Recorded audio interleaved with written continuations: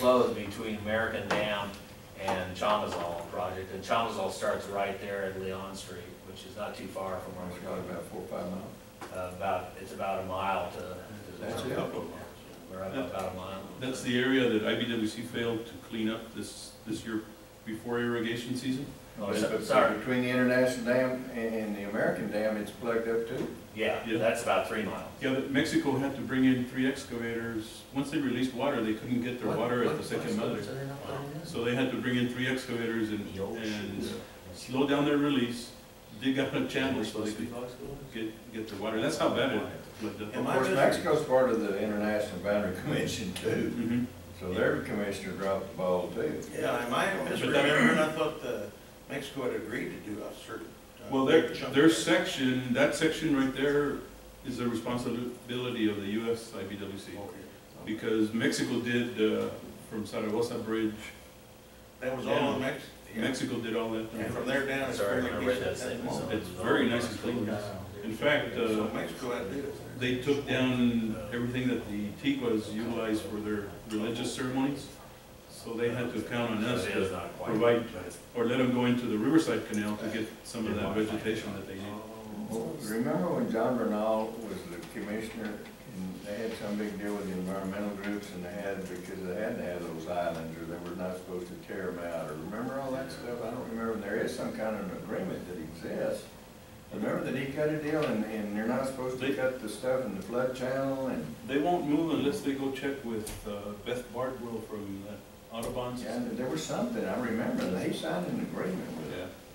On all of that, the channel all the way to the dam, that they have to agree to be able to do it or something, I don't know.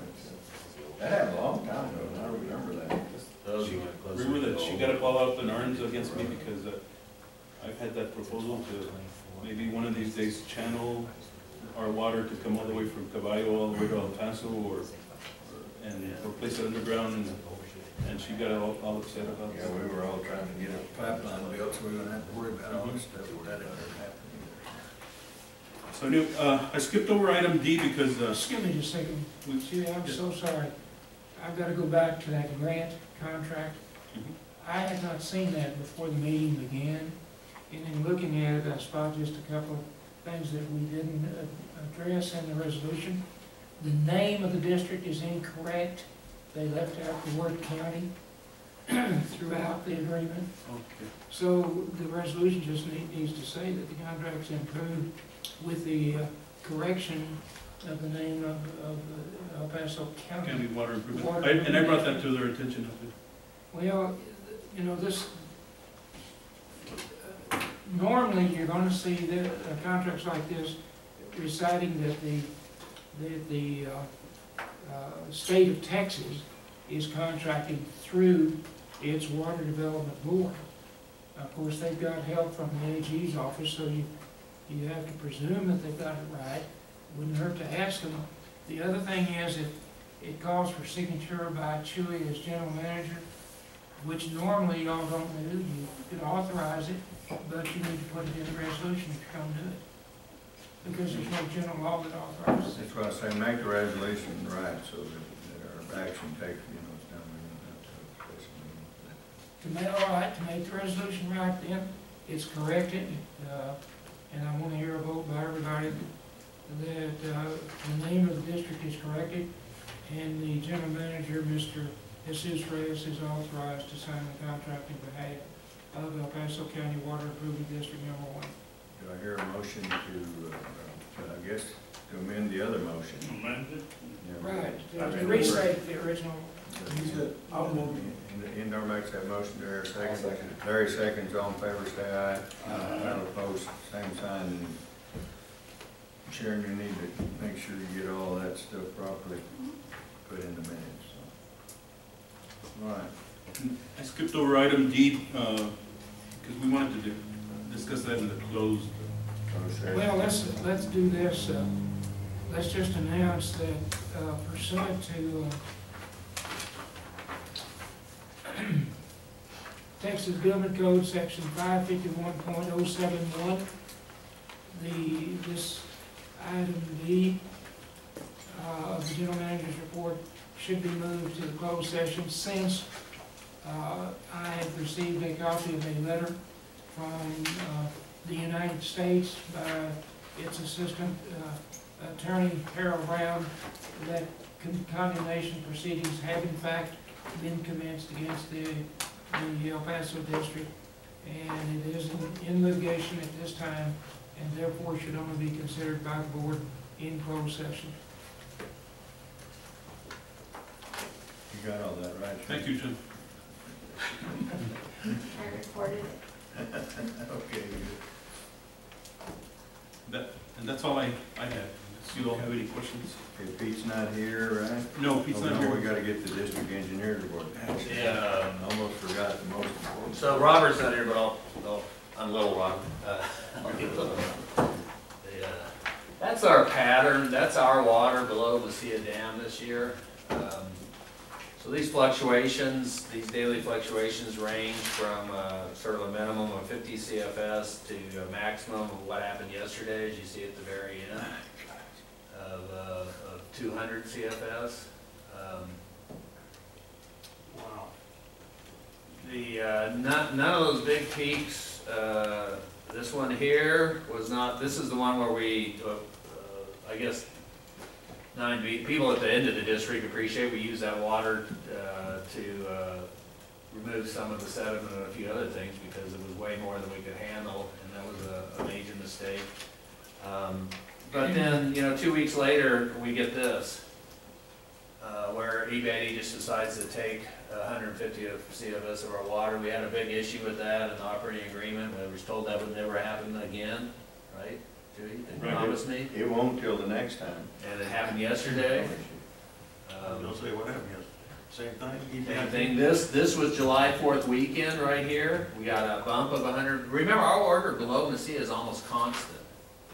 Okay, we are ordering a very, Mexico came on board and increased it by about 70 CFS, and that's been about the only change, because we're on a rotation system of where the water is to conserve water. We're trying to go steady so that this is very predictable, so we can have minimal waste.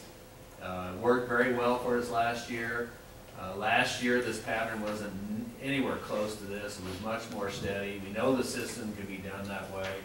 And this is what Robert's up against this year. I just want you guys to know that. And I want you to know that the operating committee, which meets every day now, we decide whether we're going to meet the next day. So it hasn't been every single day, but what do we say, Chewy, at least 70, 80% of the days. Right. Sundays. We've skipped maybe a Saturday or. Yeah, maybe on that way, everything was running relatively good. So we meet, Robert's on the phone right now, taking care of some issues. And so it's not, if we have problems down here, it's not because of this district not trying. I don't know how you guys do it. Yeah, that's amazing. But That's that a does cause, 350 CFS variation. Yeah, most of those little things are 50, this one's 200, 250. drop. That one's 150. 250. These were sluices, this is when the water first came, we built up. And that curve there coming up is river losses as the river fills up, so it's understandable. But when we got here, we were supposed to be steady, right about here, around 850. And then we would have decreased a little bit as the river came back up, but we haven't been able to do that. And we can't even predict the losses on the river because it's been so, we can predict them in a gross manner, but we can't predict them accurately because it's been so unsteady. And, we have no, the only reason that was given to us for this increase over the 4th of July was, well, it's the holiday weekend and the farmers didn't pick up their water. But we ordered it for them. Happens all the time. Some of these other ones were that the gates plugged up and they didn't clean them. In other words, let's say they had an order for 350 on the west side, and the gates got trash in them, so it went down to 250, so they dump 100 on us, and then the canal gets really low because they dump 100 on us for 2 days before they clean the gates, and then the canal's low, so when they open the gates, get the trash out, instead of taking 350, now they're taking 450, and they take it, so it's just a roller coaster. So we go from having 100 too much to being 100 too short, they just swing. and we had this, last year we had it really well under control. Yeah. This is not something that's inherent in the river or in the operation of the district. This is a management issue. You think you're right. Do you think it's because of their new people? Yes. Yes, they lost Henry, so it's been, Well, no, Richard lost the water master, and they, I understand to replace several of the unit supervisors at the same time. and I'm not. We've always experienced that weekend deal with Elton View, always, since we've been acting here, remember. I was just sitting here and thinking, do we experience the same thing at the end of our district? No.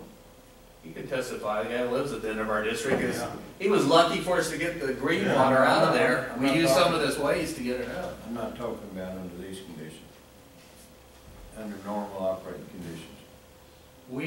You can predict that tornado wasteway number 2 at the end of our system by travel times 4:30 in the Sea of Valley. So that if you take the travel time between this dam and Tornado Wasteway 2, you can see when they dump on us and when it gets, we can't handle it and it dumps out the system. That's all, every single spill we have out Our ours. question was more related to the weekend, because those guys up there just shut off and won't take the water. Right. No, well, you don't see it from us. That's what I was at. I didn't think. You'll see these surges, but you'll see them from Because they're them. coming from there. So in other words, you would think at the end of our system, this is the end of their system, at 4:30 on Friday, you can see people dumping water because they're going home. And that it's not so much, it's partially the farmers, I feel, but it's also, I mean, there's an old story for a district I won't mention that had some tremendous water usage numbers. You know, the amount of water they're using was just enormous and nobody could figure it out. And then it always happened on the weekend. And what was happening was, this was a management issue, not a farm issue, is that some of the ditch riders would go open up the wasteways and use sign nets to catch the fish. They were draining the canals on Friday afternoon to catch barbecue for the weekend. And so, you know, that got discovered, and then all of a sudden the efficiency of the district got way up. So that's a management issue, right? You know, management's No, not. it's always a management issue. I was just wondering if we had the same reflection down there as they do. We don't have any of those issues. Occasionally, after a rainstorm, things will get away from us. And things like that. But I think you guys already know that if you don't take your water at 2 a.m. on a Saturday, then you don't get your water. Well, that's what I was thinking. We operated that way, but I just wondered. But you have to understand, we run a dispatch, which runs late hours, so that you guys have, if we have problems, we can call into dispatch, central control, somebody listening to the radio all the time. We also run unit supervisors, our own vehicles, and 24/7. They run a distributed system of their own vehicles, and that they are supposedly on 24 hours, but it's just one person. We have shifts. So it's a completely different model, necessary to conserve water. It's a total different deal. And I know we worked real hard not to have those problems, but I just wondered if sometimes you don't know until you see the data at the end. He ask Art, he'll tell you. Well, since the U.S. is a party to the operating agreement, should we reduce our concerns to writing and notify the U.S. as well as the EPCWID that we want them to straighten out? Well, there's two things going here. First of all of this, we have provisions. We knew about this before we entered into the operating agreement. As Johnny said, it's been prevalent. So we invoked those clauses in the agreement that make sure we're not penalized for this. So, for example, that when the water came down initially, 150 CFS surge, we did not pay for that. We used it the best we could. That part we paid for if we delivered it to farms. But the part that we didn't use, which was over half of it, we used to sluice sand and to sluice poor quality water. We didn't get charged for that. EPCWID got charged for it. The same thing that goes on, what happened over July 4th and some of these other surges. Now my problem is not so much the surges, because the agreement pays for that, the shortages. Now the operating agreement just says the shortage will be pro-rata. If there's a shortage, and we've worked that out, it's supposed to be 50-50. So Robert's negotiating right now for them to take at least half of this disturbance out immediately. The 50-50 is immediate. There's like within an hour, you're supposed to do that under the operating agreement. as a penalty to them. So I don't think that it ultimately hurts our allocation. It just makes the project efficiency go down. Well, And it affects CBID's allocations. It's gonna create a hole for us where we're gonna have to fire up wells, Yeah, it does affect us in that, an operational issue. which Mary doesn't like, because then we'll have to use fuel. But as soon as we can get this back straightened out, we do this. I just want you guys to understand this is what he's dealing with, so when we get it down here, it's not Robert's management that's causing this. And we are calling, and I started this off, every day we talk to him, and every day we're on top of this. This did not happen last year, and it's just, we cannot get it out of the Under system. normal operation, Robert knows so much, right, he can anticipate those things. He is He's taking, clairvoyant, I mean, but under these conditions, who knows, I mean, how do you yeah, know? he has tried to tutor and help James with this, but when you have new unit supervisors that don't know they have to clean their gates every few hours or every couple of days, when you have people that are on 7 days a week, 24 hours a day, because they don't wanna have shifts, that person's assigned a 7-day, 24-hour shift. He's gotta sleep, he's gotta eat, comes 4:30 on Friday, he's exhausted, he goes home. Wow. That is crazy. So, I mean, they That's gotta their have, system. that's their system, right? And their own trucks, In their own truck. I mean, they get- Personal vehicles? they get Wow. mileage, but I mean, they have some people that come and, that are, fill in. I'm They're not saying that it's full-time totally, employees of the district? yeah, they're full-time employees of this. Even- But they pay them a mileage on their trucks, to use their trucks to save money. So anyway, it's a strange management system that ends up causing these things. Last year, we got it under control because they stuck to their plan, they stuck to the releases. Remember, the way this was supposed to work was everybody brought the system up, everybody took a constant amount of water. All you had to do was keep your gates clean. And last year they did. And it was very elegant. It worked very well last year. And this year, it's just pandemonium, right? So it's just like there's, Just look at the graph. yeah, look at the graph. So I just wanted you to understand that Robert is doing the best he can with this. We are not getting penalized in terms of water. I'm making sure that all the clauses that we put in the operating agreement are invoked and kick in. Robert's actually asked me to calm down a little bit today. Before I invoked another clause in the agreement. But Phil's a little bit, I think, is embarrassed by it. He said he'd try to get on top of it.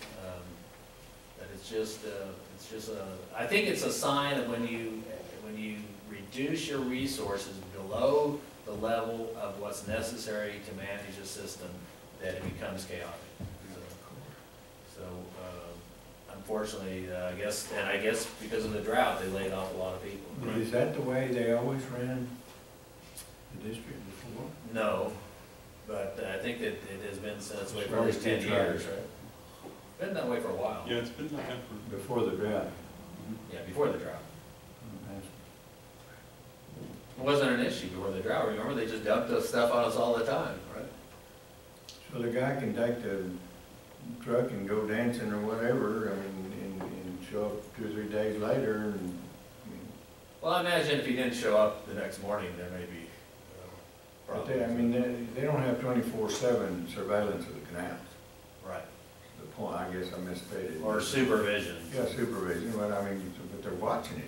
I mean, that's super.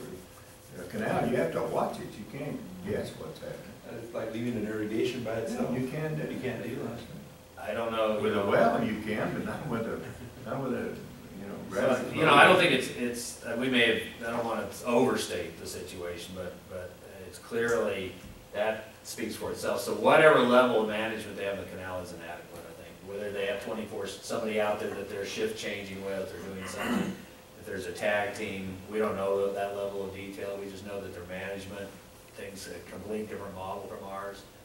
And we know that last year with Richard there and the old supervisors, we were able to control the situation. But now that because they've laid off a lot of people this year, it's gone back to like we're starting all over again with them. And Robert jumped on this pretty early, but we just haven't been able to control it. Short of us taking over operations of the dams and cleaning the gates for them. Well, I can't overemphasize how important it is that you keep the U.S. right in the midst of everything. They're on the In call. this, Sorry. hold on, this litigation has become a mess in Judge Webster's court, he is trying to go forward, even though we've tried to get him to stay it pending the results of the Supreme Court action. But his reaction, his statement says that, well, if the U.S. isn't getting enough water to satisfy its duties to the El Paso district, then they have to make a priority call on the state engineer of New Mexico. We're saying that's absurd. You've got an obligation, you can't steal water that's destined for the El Paso. State of New Mexico doesn't operate the Rio Grande But project. see, the state engineer is running supplemental wells, and they're interrupting the return flow up there. Right. And so what's concerning me is I predict it'll get worse, not better. And so all I'm saying is, let's be sure that the United States is kept fully informed of all the problems. Yeah, the United States is on the call, both El Paso and Albuquerque every time. They're on the call right now. You guys understand the operating agreement is working, though. For example, during this last allocation, the UAE got about 2,000, we got about 12,000. Because they have to pay for the losses. It means that they actually got more than 2,000, but it was all allocated towards the losses in the river. So they probably got about 18, of which 16 went to pay for the increased losses, which like it should, because of the supplemental wells, and only 2,000 went to surface water diversion. So it is working, even in an extreme drought. And thank goodness it is. Thank goodness the judge in Albuquerque has spared that case, pending the outcome of this other thing.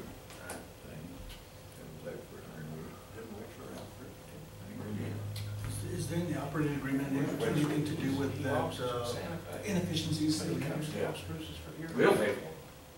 Okay, but is there dollars directly, is there a way we can quantify it? Well, they pay with water. But for us, You mean in terms of the increased loss of stress on Robert? stress on Robert. Well, Having to fire up the well, well. think about it. Well, the wells, that's our decision. Yes. Well, but, yeah, but the thing is that I'll call it incompetence and somebody else. The thing You is, know, I don't know what to call it, but what I see is, if you lay people off because you want to save a lot of money, and we're taking the brunt on the tail end, I mean,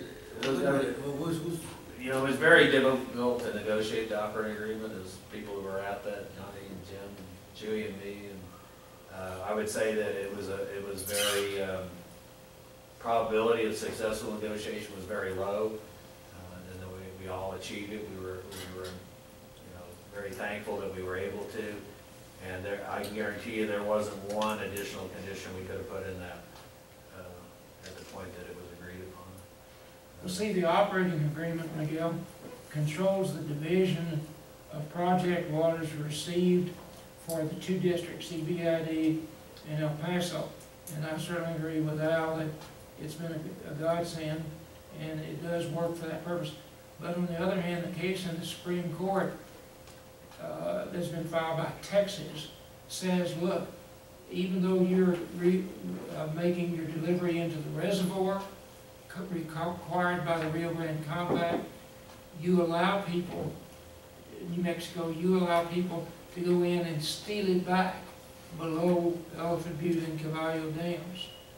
And so what it does, it's like a theft operation that's superimposed over the benefits of the operating agreement. The thrust of that case should ultimately result in more water being received by both districts. okay. This should lend its, an opportunity for it to be improved, the operating agreement, right? It's about working. Well, I just think that we want to take advantage of this. Al's trying to. Well, I think it works right, it's just, it's them adhering to it. Yeah, put it in I'll the put agreements with them, that doesn't mean they're gonna do it. It's doable, and putting any monetary compensation operating agreement would have been an impossibility, in my opinion. We barely get the water done. What about a strong However, word Texas letter, you know? is sued for monetary compensation. Yeah. Documentation, this is gonna continue going on, are we gonna expect it again next year, and again next year, and next year? Or are we gonna go ahead and just address it now, demand that we don't wanna There's tolerate nothing we this can, kind of? I mean, it's addressed every day. There's Well, yeah, a rule, Miguel, there's a rule on the river. It's been there for 100 million years. You know, continue to be that. The guy upstream with the shovel is in control. You can complain, and you can sue, and you can do whatever, and it ain't gonna change. I think in terms of escalating it, you know, we're dealing with it at the operational level, and that's the best we can do, and we can work with it. I think in terms of escalating it, right now UID is staying on our side of the fence on this other litigation, and that's extremely valuable, and they've been very cooperative. They're just And very supportive of the operating agreement, and for us to go any farther than management. You know, you talked to Gary about it, I talked to Phil about it, Robert talks to their water master. You know what's really sad about it? They shoot themselves in the foot more so than they. This hurts them more than it hurts us. Yeah. I mean, this is their water. A lot of it, when it shoots out, it Yeah. actually helps in there. Yes. They're mismanaging. I think it's just a budget. I think what we're seeing is a really simple fact. They have what we consider as a poor management model. They don't. They think that's the way to save money. We know that they cut personnel by 30 or 40% last year. And they cut some of their key people. I think we did too, And, 2 years ago, 3 years ago, right? but we implemented the resources necessary to fortify and to let lower personnel, but they just did it this year. They waited too long to do it. And they don't have the people that know what they're doing now. Nice So base we're- contract. So maybe next year it'll be better, I hope. That's all we can do. Well, I just don't wanna be hoping, I wanna. They brought people in, You like, know, you can just. We're hoping. You can hope all day long, but you're gonna have the same problem next year. You know, The big damage to this district is being caused by theft of compact water. that's a different And issue. you may decide to intervene in the Supreme Court and ask for monetary damages for this district. That's not a result of EBID's personnel mismanaging anything. No, that's pumps. Just wanted you guys to be aware. Last year was well, performed very well, and this year is just. Well, they had some experienced people and then now they don't. And if you want us to hire people to go clean their gates, I guess we could do it. We have the authority to go, we have I easements. think a lot of it accrues to our benefit, other than it drives Robert crazy. It helps clean out. Green water. I think a lot of it accrues to us is a benefit. It just makes it very, very difficult on you guys to be able to manage. We're trying to optimize project efficiency, not just our efficiency. And it's frustrating in times of drought to see Well, this happen. it's explainable. Okay. Is that all, Al? The rest I have to talk about in closed.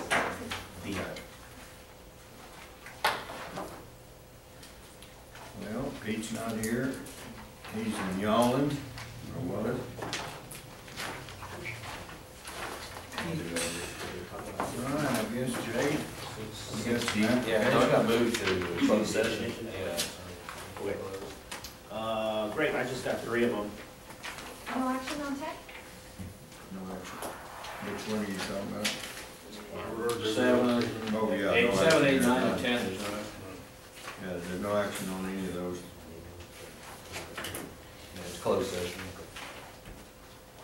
I'm gonna do 11A. 863? Yeah. 863, because that was under my auspice. So, that was when we first started doing the project. So, at the time that we did the interlocal agreement, it was primarily to pay for, the district received approximately $350,000 to put La Union East underground. In return, we said improve the system. We granted, contemplated or agreed to grant in the interlocal agreement. I can read you the language, I probably should.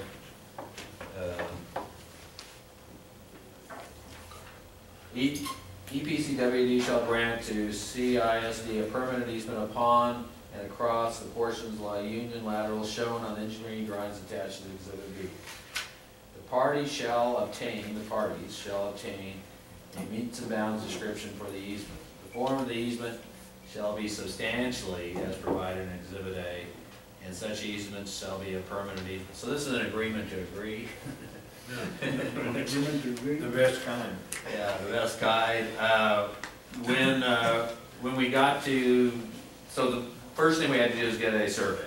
And, you know, we couldn't get them to get the survey before, and I don't know what the details were. My recollection is this is the best we could do at the time.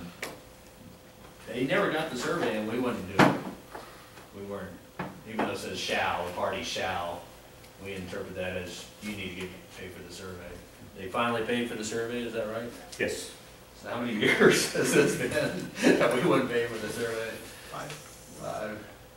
Yeah. I don't know when it was signed. When was it? December 2007. Wow. So 7 years. Well, they finally paid for the survey, so now we have to grant the easement, so. So we're okay with the survey? Yeah, the easement, the form of the easement was the one that we'd used for Pecan Valley Estates. We have that prepared. So you move, you want to approve it, you Recommend recommend approve it. Yeah. Okay, do I hear a motion to approve application 863?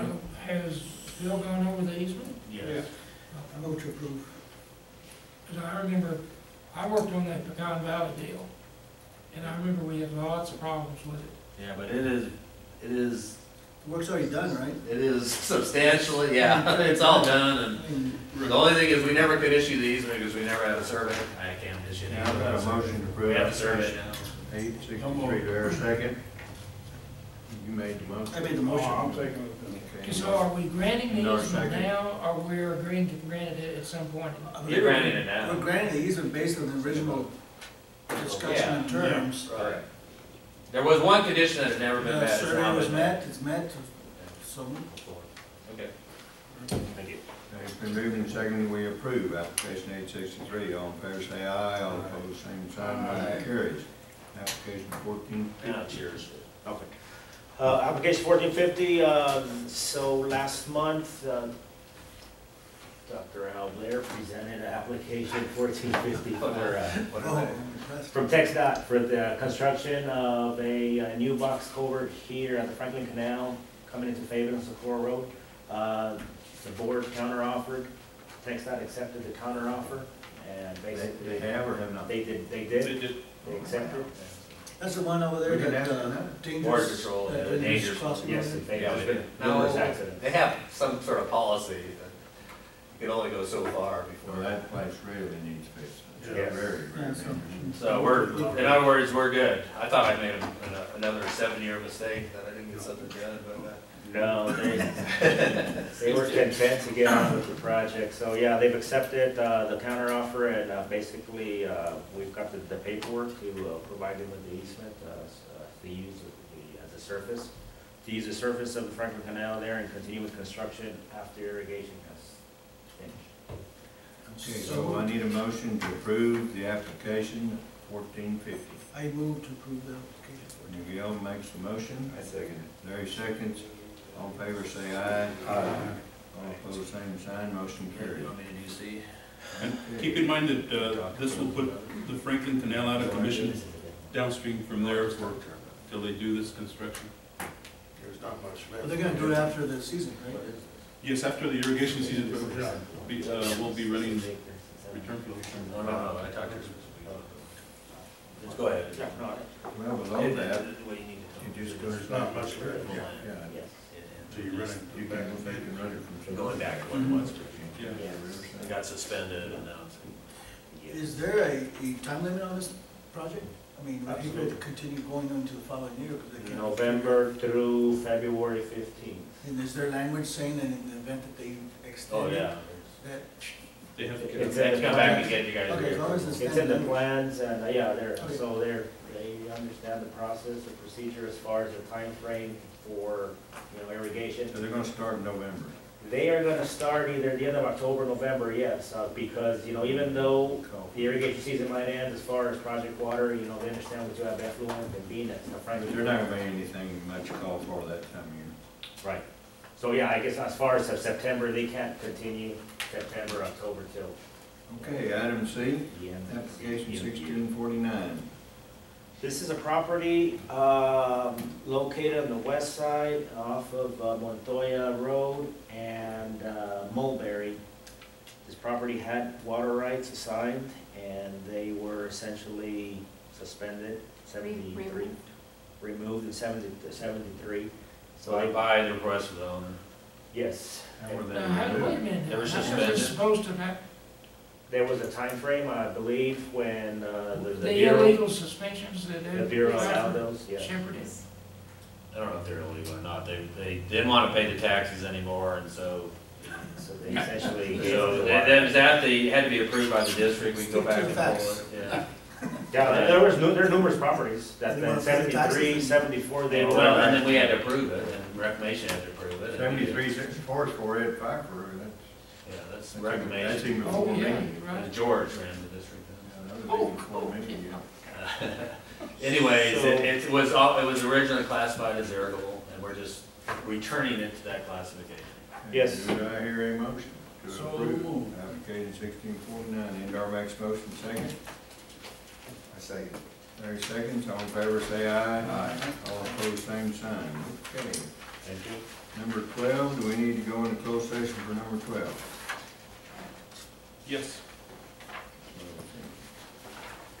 All right, I think we need to go into closed session.